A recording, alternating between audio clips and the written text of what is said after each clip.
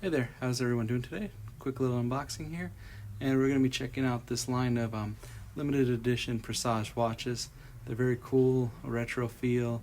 Let's take a look. And this is a new box that they've got here for this limited edition. Fancy for Seiko standards. And here we go. You got the Seiko logo with the Presage logo underneath. And here is the watch. This is the one with the green dial. Very handsome watch, very retro looking indeed. So this limited edition has three different models: the SPB127, the SPB131, and the SPB129. Here the one I just unboxed is the SPB129, the green dial version of the watch. And here you can see that green dial a little better. It is a bright and intense green. If you don't like the color green, I'd probably stay away from it. Each model is limited to 1,964 watches. Yes, that is an unusual number, but that's because this retro watch pays homage to a 1964 edition watch, and I will get into that in a bit. But let's take a look at the different profiles. The green is strong, but it is cool and it looks a little different. Again, it kind of fits with the retro theming. It feels like all the dials in the collection have a little more of like a sheen to it. So this model watch that it was designed after was designed in 1964. Seiko was in charge of making an official watch for the first international sports event held in Japan in the year 1964. This caused them to develop this watch, which had a stopwatch function to it. The watch is known as the Chronograph and was Japan's first wristwatch with the stopwatch function. The Chronograph was a simple chronograph. It was a one-push chronograph. The use of a pillar wheel allows reliable control of the stopwatch. The model with the white dial here is known as the SPB127. And the white dial model is closest to the look of the original Crown Chronograph from 1964. The Crown Chronograph was an important pillar in Seiko's history, and here these new Presage watches have been recreated to celebrate that watch. These watches are a great addition to the Seiko family.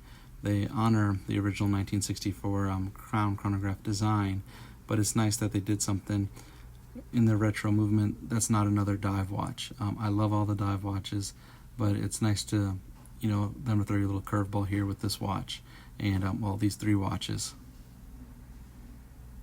And let's take a look at another angle. Here you can see the crown. It's got that wonderful S on there. The watches just are cool. They definitely feel retro. They just got a cool look to them. Because the original was designed as a stopwatch, you can see the Arabic numerals along the inside of the bezel there, and you can see all the little markers and everything. The original 1964 had it in its design, and these models have it in theirs to pay tribute. And the dials. This is the final of the three different models of the Seiko Presage limited edition. This one is SPB131, and this one has the black dial. The watch is an automatic watch, and it's got the automatic movement has a power reserve of 70 hours. The watch movement is the Seiko caliber 6R35. And again, that is the watch movement with the 70-hour power reserve. It is an automatic watch, which you can also wind manually. The case and the bands, the bracelets of these watches are stainless steel.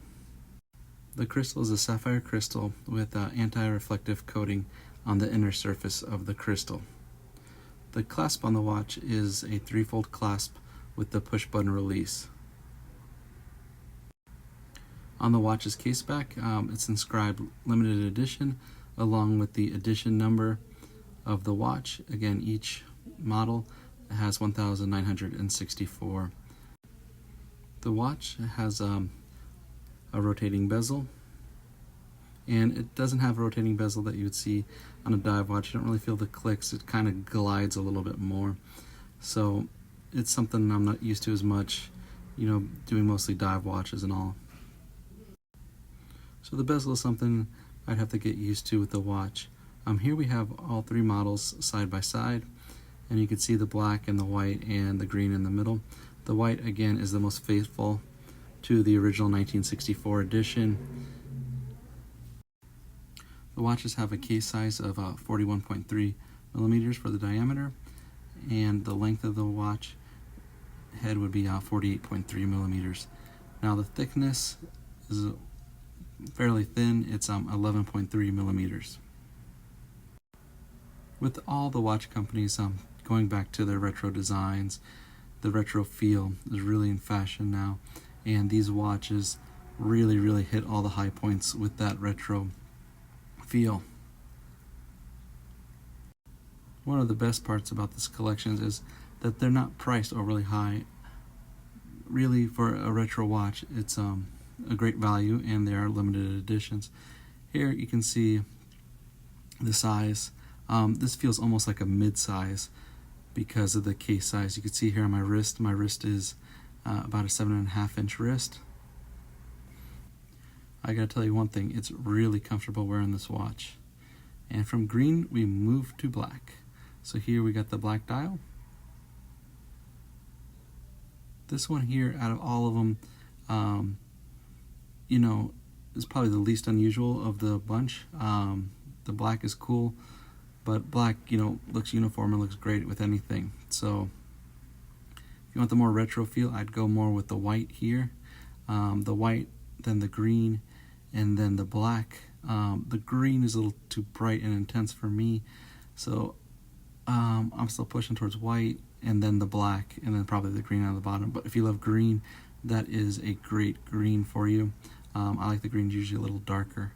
Here you've got them in the dark, and even though they're dressy watches, you've got a great lume to all three, very legible. And here I'll pull them up so you can see them a little bit closer. Each model, they're all the same when it comes to the lume and everything.